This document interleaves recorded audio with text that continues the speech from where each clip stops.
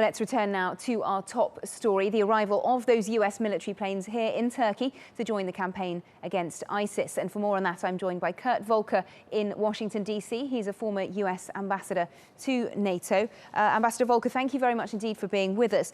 Firstly then, how significant really is this deployment of these 6 fighter jets? Well, it's going to be an improvement for the U.S. air operations.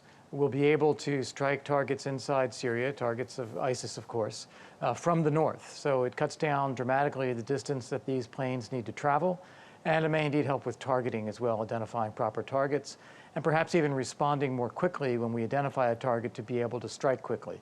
So those will be some improvements to the operation overall. And is that going to make a real sort of material difference to the operation against ISIS? Well, that's a very good question, because when you look over the past year, we've been conducting these airstrikes for a year. ISIS has actually been able to consolidate control over a large territory, larger than it was when we started. There's certainly no diminution in the number of fighters. So the airstrikes alone don't seem to be doing the job of degrading and defeating ISIS. I think what we do need is a broader strategy that involves all the states in the region that are fighting against ISIS to talk through how do we go about weakening them further, what kind of ground forces are necessary, who can provide those ground forces, and ultimately how to defeat them, because thus far airstrikes alone are not doing it. And so do you foresee then, given what you've just said, an expansion of the cooperation between Turkey and other NATO allies, including the US, against ISIS?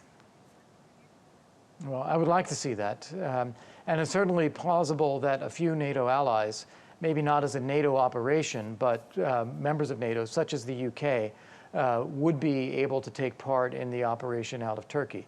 But that said, I don't see a will on the part of the US or other European allies to really ramp this up just yet. You don't see that kind of talk or action coming out of Washington or elsewhere at the moment. And what does this tell us then about the state of the relationship now between Turkey and the US? This is obviously a new development. So is that relationship changing? Well, we had a bit of a disagreement with Turkey over tactics toward ISIS in Syria. There's no doubt about that. Turkey wanted to be sure that if we were going after rebels, including ISIS, inside Syria, that it was not going to strengthen Bashar al-Assad. So they wanted to guarantee that we were going to remove Assad from power as well. The U.S. was not willing to go along with that, and so we had a standoff for a long time. I think what we've seen now is an evolution in Turkey's thinking that ISIS has become such a serious threat that it is important to go after ISIS even now before we know the outcome of what happens with Assad. And that aligns the U.S. and Turkish positions much more closely and creates opportunities for cooperation that were not there before. Once we start cooperating like this, perhaps it'll grow. Perhaps there will be new avenues for cooperation that will emerge. But at least this is a good start. Okay, Ambassador Kurt Volker in Washington, D.C., thank you very much indeed for joining us.